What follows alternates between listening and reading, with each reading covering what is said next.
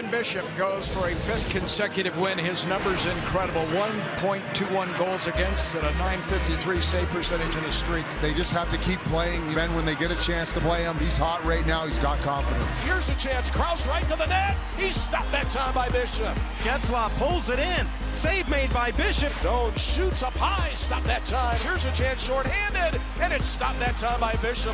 Back leg. Stopped by Bishop. Been one of the most active guys so far. Very concise and precise moves. Ben Bishop signed a big deal with the Dallas Stars, a 6-year deal worth $29.5 million. Time now to check in with our fantasy hockey expert, that is Pete Jensen. We just saw Ben Bishop signing a contract extension with the Dallas Stars. He's not the only one, but what do you see in the goaltending mix with these two offseason signings? Yeah, they're big fantasy implications, no doubt, especially with Bishop and Scott Darling going to the Carolina Hurricanes. But we'll start with Bishop here.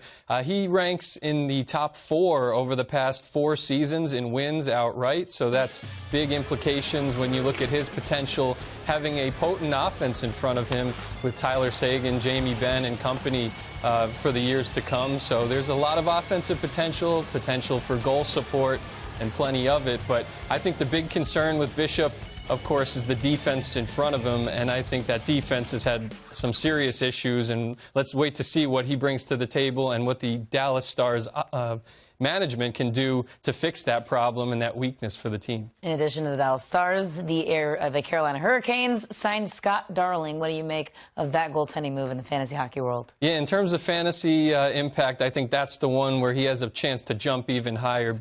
Bishop has some bounce-back appeal, no question, but Scott Darling is a major sleeper, a guy who could join the top 10 upon being a workhorse goalie. He's been the backup for the past 3 years in Chicago, and he has the tied for the second-best save percentage in the league behind Carey Price over those 3 seasons. So a lot to like about Darling and his ability to potentially translate it to the years to come with the Hurricanes and follow the similar path of guys like Cam Talbot, Martin Jones from the past couple of years. In other news, there are rumblings that Ilya Kovalchuk could be making a return to the National Hockey League.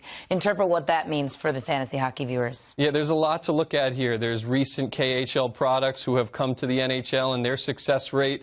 I think the 2 biggest guys are Temi Panarin, who was the top rookie 2 seasons ago, and of course Alexander Radulov with the Habs this season, exceeding 50 points. Kovalchuk could have a very high ceiling. He was a guy that was 2nd in the league in points in the KHL.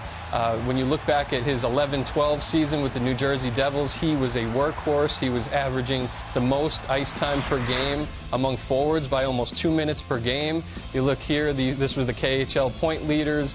Vadim Sipashov was signed by the Vegas Golden Knights, so he has some sleeper appeal as well. But Kovalchuk is a guy in 11-12 where he had 80-plus points, 300-plus shots, and was a power play, dominant player. 29 power play points that season, was averaging almost 5 minutes per game. You're going to have to look at where he's being drafted on average down the line and, of course, which team he joins. But I think he definitely has top 50 potential regardless of which team he lands on. As that storyline continues to unfold, as do the playoffs, who are some players with developing storylines that have implications as you look ahead to next season? Yeah, there's a couple of guys here. Jacob Silverberg from the Anaheim Ducks has been a stud now the past 3 postseasons.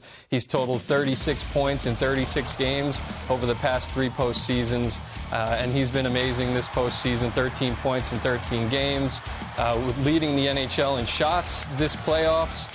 For the Anaheim Ducks, seeing a lot more power play time than he did last season, and of course in this regular season. So looking ahead to next season, if he can continue to be on the first power play unit for the Ducks, he can really do some damage next year and rise in the fantasy ranks. How about on the goaltending side of things? Why does Marc-Andre Fleury stand out to you?